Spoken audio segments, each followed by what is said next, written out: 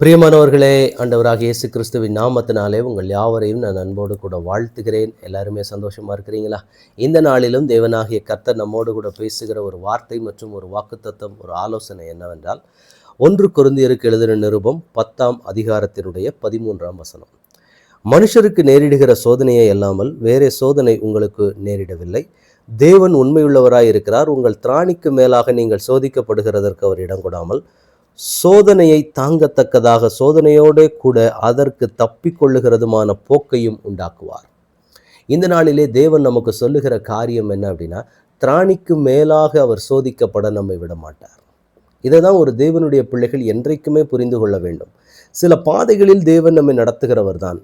சில சூழ்நிலைகளிலே தேவன் நம்மை கொண்டு போய் நம்ம என்னென்றால், ஆண்டவர் நம்மை உருவாக்குகிற தேவன்.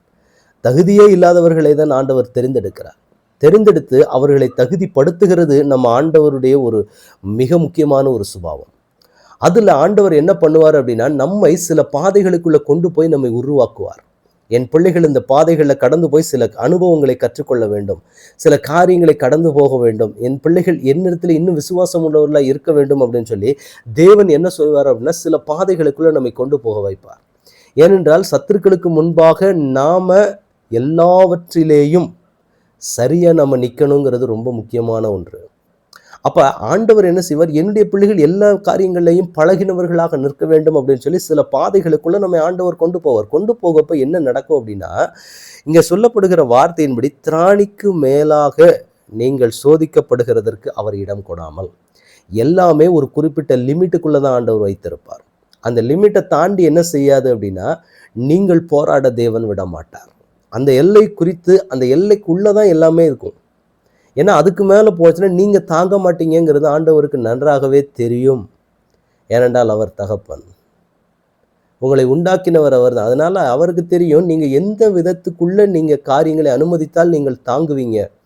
அப்போ ஆண்டவர் என்ன சொல்கிறார் அப்படின்னா, நீங்கள் சோதிக்கப்படுகிற அந்த சோதனையின் பாதைக்குள்ளே என்ன நடக்கும் அப்படின்னா, நீங்கள் தப்பி போகிறதற்கான ஒரு வழியையும் ஒரு போக்கையும் அவர் உண்டு பண்ணுகிறவராக இருக்கிறார். அப்போ இன்றைக்கு ஆண்டவர் நமக்கு கொடுக்கிறதான ஒரு காரியம் என்ன அப்படின்னா, திராணிக்கு மேலே சோதிக்கப்பட விட மாட்டார். அதுக்கான பலனை நமக்கு கொடுப்பார். தப்பித்து கொள்ளுகிறதற்கு ஒரு வழியையும் ஆண்டவர் நமக்கு காண்பிக்கிறவராக இருக்கிறார். எனக்கன்பான தேவனுடைய பிள்ளைகளே, தேவன் நம்மை சில பாதைகளை அனுமதிப்பது உண்மைதான்.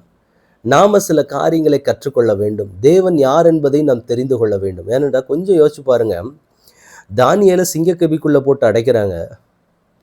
அடைக்கும் பொழுது சிங்கத்தினுடைய வாய்களை தேவன் கட்டி போட்டார். சிங்கத்தோட வாய் மட்டும்தான் கட்டப்பட்டு இருந்தது. ஆனால் சிங்கம் அங்கே தான் இருந்தது. இரவு முழுவதும் அந்த மனிதர் அங்கே தான் இருக்கக்கூடிய சூழ்நிலை அனுமதிக்கப்பட்டது. ஆனால் கர்த்தர் நினச்சிருந்தார்னா அவருக்கு சிங்கக்கபிக்குள்ளே போகாமலே அவரை ஸ்டாப் பண்ணலாமே. இன்னும் நம்ம நினைக்கிறது அப்படி தான் இருக்கும். நிறைய நேரங்களில் நாம் நினைக்கக்கூடிய பாதைகள் அப்படி தான் இருக்கும். சிங்கக்கபிக்குள்ளே போய் சிங்கத்தோட வாயை அடைக்க தெரிஞ்ச கர்த்தருக்கு என்னை சிங்கக்கபிக்குள்ளே போடாமல் நிற்க வைக்கிறது ஒன்றும் அவ்வளோ பெரிய வேலை கிடையாது. ஒரு சிங்கத்தோட வாயை கட்டி போட்டு அந்த சிங்கத்துக்கூடையே இரு அப்படின்னு சொல்ல வைக்கிறதுக்கு ஒரு முகாந்திரம் என்ன அப்படின்னா, ஏன்னா அது தேவனால் முடியும். சிங்கக்கபிக்குள்ளே போகாமல் தானியேலை தடுத்து நிறுத்த தேவனால் முடியும். ஆனால் என்ன நடந்திருக்காது அப்படின்னா, அப்படி ஆண்டவர் செய்திருந்தாரானால் மறுநாளிலே ராஜா கேட்பார், நீ இடைவிடாமல் ஆராதிக்கிற தேவன் உன்னை தப்புவிக்க வல்லவராய் இருந்தாரோ? இந்த வார்த்தைக்காக தான் தேவன் சில பாதைகளை அனுமதிப்பது.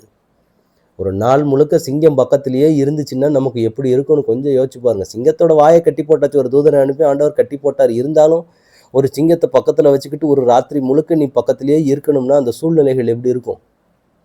இன்றைக்கி நம்ம நினைக்கிற காரியமும் அதுதானே. அந்த மாதிரி பாதை அனுமதிக்காமலே போயிட்டாருன்னா ரொம்ப சந்தோஷமாக இருக்கும்னு நம்ம நினைப்போம். ஆனால் ஆண்டவர் என்ன சொல்லுவார் அப்படின்னா, மகனே மகளே நீ அந்த பாதையில் போ. ஏன்னா ஒரு சாட்சி எழும்பணும், சில காரியங்களை நான் நிரூபித்து காண்பிக்க வேண்டும். அதனால் ஆண்டவர் என்ன பண்ணுவார்னா, சில பாதைகளுக்குள்ளே நீ போயிட்டு வான்னு சொல்லி அனுப்புவார். ஆனால் அது நம்மை தோற்கடித்து நம்மை மற்ற ஜனங்களுக்கு முன்பாக நம்மை நிந்திப்பதற்காக கிடையாது, நம்ம தலையை நிமிர பண்ணுவதற்கு, ஒரு சாட்சியை எழுப்புகிறதற்காக தேவன் அதை அனுமதிக்கிறார்.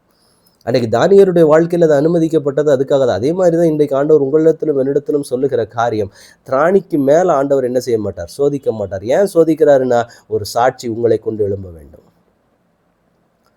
இதெல்லாம் ஆண்டவர் செய்கிறதற்கான முகாந்திரம் உங்களை கொண்டு ஒரு பெரிய சாட்சியை தேவன் எழுப்ப விரும்புகிறார். அப்போ அந்த சாட்சியின் மத்தியில் நீங்கள் போகும்போது தேவன் உங்களோடு கூட வருகிறதை நீங்கள் பார்ப்பீங்க. ஆண்டவர் இன்றைக்கு உங்களுக்கு ஒரு வாக்கு கொடுக்கிறார்.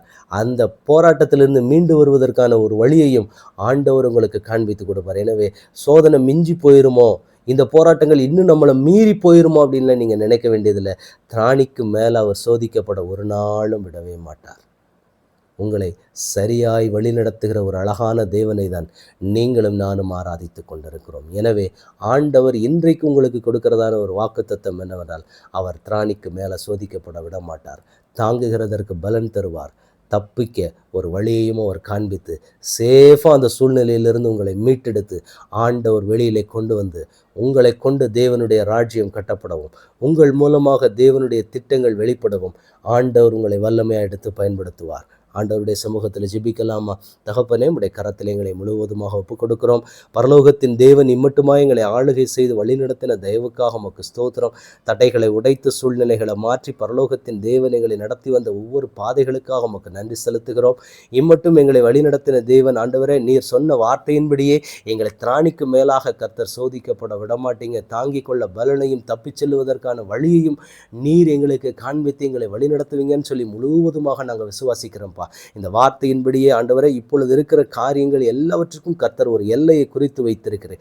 இந்த எல்லையை தாண்டி எங்களுடைய போராட்டங்கள் வரப்போவதில்லை, எங்களுக்கான சோதனைகள் வரப்போவதில்லை என்று சொல்லி இந்த நாளிலே நாங்கள் விசுவாச அறிக்கையிட்டு இன்னுமாய் உமக்குள்ள பலப்பட கர்த்தர் கிருபை செய்வீராக. உடைய கரத்தில் எங்களை முழுவதுமாக ஒப்புக் கொடுக்கிறோம். ஆளுகை செய்ய வழி நடத்துங்க. இயேசு கிறிஸ்துவின் நாமத்தில் ஜெபம் கேளும் எங்கள் நல்ல பிதாவே. ஆமேன், ஆமேன், ஆமேன். God bless you.